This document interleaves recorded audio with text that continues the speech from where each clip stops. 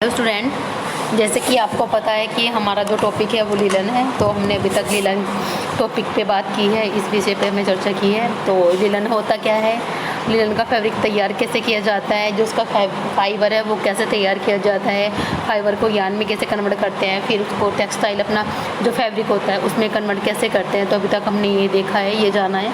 तो आइए स्टार्ट करते हैं अपना टॉपिक लीलन यूनिट 2, लीलन तंतु तैयार करना। जो लीलन का जो तंतु है, लीलन का जो फाइबर है वो कैसे तैयार किया जाता है। तने से बीज अलग करना, जो तना होता है उससे बीज कैसे अलग करते हैं। तने को तैयार करने हेतु तने में से बीज और पत्तियों को अलग करने की क्रिया रिपलिंग कहलाती है। इसके लिए ऐसी विधि की आवश्यकता होती है जिससे बीज और पत्तियां तने को तोड़े बिना या हानि पहुंचाए बिना ही निकाली सके। मतलब जो इसका जो तने है, तने में से और पत्तियां और बीज कैसे अलग किए जाते हैं उसके बारे में ही बात की गई है, जिससे कि हमारा बीज भी निकल जाए और पत्ते भी निकल जाएं और हमारी जो तना है वो भी ख़राब ना हो। उसकी जो प्रक्रिया है उसको क्या बोलते हैं, उसको रिपलिंग बोलते हैं। इसके लिए पौधे के सिरे को मोटे कंघों या दो चौड़ी धारियों जो कि आपस में सिपिंग से जुड़ी रहती हैं के बीच में गुजरा जाता है। मतलब इनके बीज, कंघों के बीच में से जब उसको मोटे मोटे जो कंघे होते हैं उनके बीच में से तने को निकाला जाता है तो उसकी पत्तियाँ अलग हो जाती हैं और बीज अलग हो जाते हैं। बीज निकालने के बाद तने को पुनः बंडल में बांधा जाता है। जब बीज और पत्तियाँ निकल जाती हैं और उसको गलाने की प्रक्रिया के लिए भेजा जाता है, उसको गलने के लिए भेज देते हैं। गलाना क्या होता है। फ्लेक्स के पौधे के तने में तंतु अलग करने की क्रिया गलाने की विधि द्वारा की जाती है। यह वह क्रिया है जिसमें संयोजन पेशिजल जीवाणुओं की क्रिया द्वारा नष्ट हो जाते हैं या विघटित हो जाते हैं। इसमें गोंद ढीला पड़ जाता है जो कि तंतुओं को तने से बांधे रखता है। यह गलाने की क्रिया से केवल तने का लकड़ी वाला भाग अलग हो जाता है। मतलब जब हम तने को गलाने के लिए भेजते हैं तो जो उसके ऊपर की जो छाल होती है वो आपकी अलग हो जाती है और जो उसके अंदर की लकड़ी होती है वो अलग हो जाती है। गलाने के बाद जो उसके ऊपर की छाल होती है उससे ही हमारा तंतु फाइबर तैयार किया जाता है। यह क्रिया तंतु हेतु बहुत महत्वपूर्ण आवश्यकता होती है। यदि फ्लेक्स की गलने की क्रिया प्राप्त नहीं होती तो तने के तंतु को बिना हानि पहुंचाए अलग करना बहुत कठिन होता है। यदि फ्लेक्स की गलने की क्रिया अधिक हो जाती है तो तंतु कमज़ोर हो जाते हैं। अतः इस क्रिया को केवल अनुभवी व्यक्तियों द्वारा ही किया जाता है। गलाने की क्रिया कई विधि से की जाती है। जो गलाने की जो क्रिया है वो बहुत सारी विधियों से की जाती है, जैसे कि हमारी ओस द्वारा गलाना। ओस क्या होता है, जो सुबह के टाइम हमारी ओस पड़ती है पौधों के ऊपर, उससे कैसे गलाया जाता है। ओस द्वारा गलाने की क्रिया प्राचीन समय से कई देशों द्वारा की जाती है। इसमें फ्लेक्स के तने की पतली सतह को घास के ऊपर बिछाया जाता है और इसे कई सप्ताह तक मौसम की क्रिया होने के लिए खुला छोड़ दिया जाता है। सामान्यतः यह क्रिया 4 से 8 सप्ताह तक की जाती है। आर्द्रता को जो मतलब इसकी जो क्रिया है ओस द्वारा गलाने की, तो जो आपका लीलन का जो तंतु है उसको, जो तना है उसको हम ओस में ही छोड़ देते हैं 7 से 8 हफ्ते तक, तो वो फूल के अपने आप ही गल जाती है। उसका फिर तंतु अलग कर लिया जाता है। गलाने की क्रिया पूर्ण होने के बाद इसे उठा लिया जाता है। मतलब जब गल जाता है तो उसको उस जगह से उठा लिया जाता है और पुनः सुखाया जाता है, फिर से सुखाया जाता है। ओस द्वारा गलाने की क्रिया सती होती है, किंतु इसमें तंतु का रंग और गुणवत्ता आसाम होती है।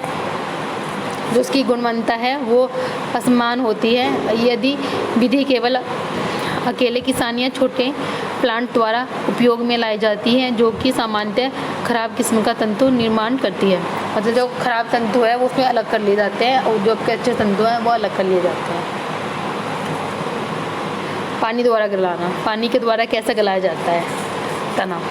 यह क्रिया स्थिर या बहते पानी में, जो हमारा जैसे हमारी नदियाँ हो गई, झरने हो गए छोटे छोटे, तो उसके अंदर डाल दिया जाता है तना, तो उसमें गलाने की क्रिया। इस विधि में तने को सामान्यतः ठेले में रखा जाता है जो कि पानी में बहता है। तने को इस प्रकार रखा जाता है ताकि वह धूप या अन्य गंदगी से सुरक्षित रहे, अन्यथा तंतु का रंग खराब हो जाता है। मतलब उसको जो तने को इस तरह से पानी में रखा जाता है जिससे कि उसका जो कलर है वो भी फेड ना हो, हमारा कलर भी ख़राब ना हो, और गंदगी से भी उसको दूर रखा जाता है कि इसमें कोई गंदगी ना घुस जाए। धीरे धीरे बहता पानी उपयुक्त होता है क्योंकि तेज़ी से बहने वाला पानी जीवाणु द्वारा चलाए जाते हैं, जिसमें खमीरकण की क्रिया में बाधा आता है। यह भी महत्वपूर्ण होता है। पानी खनिज तत्वों से मुक्त होना चाहिए। फ्लेक्स तने की थैली को पानी की सतह से कुछ इंच नीचे की ओर रहना, मतलब जो पानी है पानी में उसको डुबो देना चाहिए। जो हमारा तना है ना उसको पानी में डुबो देना चाहिए, उसके ऊपर तक पानी आना चाहिए, तभी वो गल पाएगा अच्छे से। और उसे उसके स्थान पर किसी चीज़ या सहारे देकर स्थिर रखना चाहिए। मतलब उसके ऊपर जैसे कि वो बाहर ना होए, जैसे क्या बोलते हैं, जैसे हमने पानी में डुबाया तो ऊपर आ जाता है, तो उसको ऊपर नहीं आना देना चाहिए। उस पर कोई भारी चीज़ रख के, पत्थर वगैरह रख के उसको दबा देना चाहिए पानी के अंदर, ताकि आवश्यकता से अधिक गलने की क्रिया न हो सके।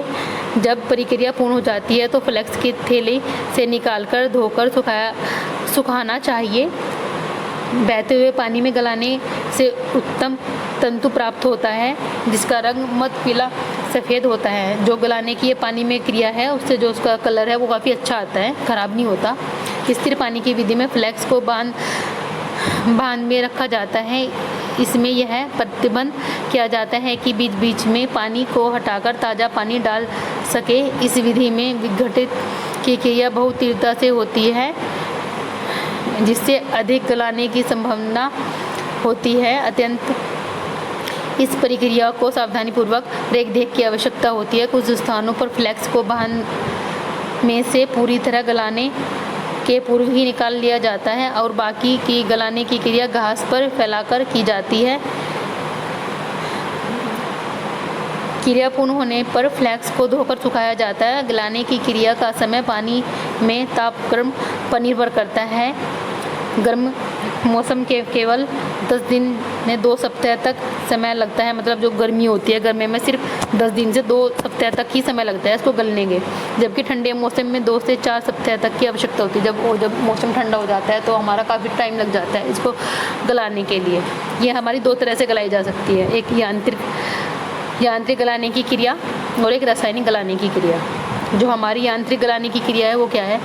यह क्रिया गलाने की क्रिया के समय में कमी कर देती है। फ्लेक्स की लकड़ी के टंकी में गर्म पानी में रखा जाता है जिसका तापमान 75 से 90 डिग्री होता है।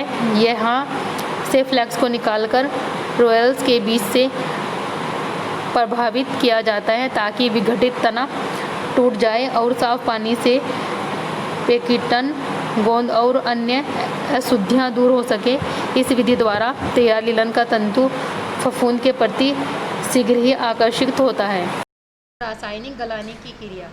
रासायनिक क्रिया के द्वारा जो आपका लिनन का जो तंतु है, लिनन का जो तना है, वो कैसे गलाया जाता है?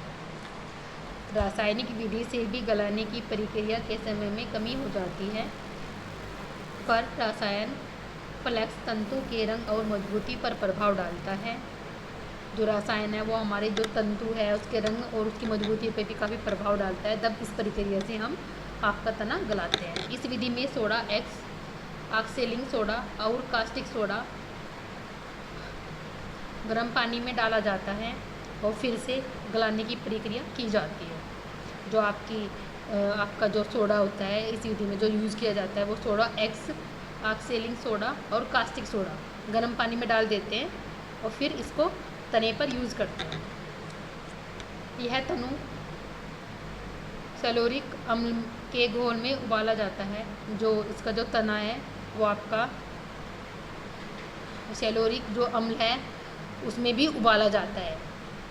तो ये रासायनिक गलाने की क्रिया ये थी इसकी। तो हमारा टॉपिक यहीं तक आज हम समाप्त करते हैं।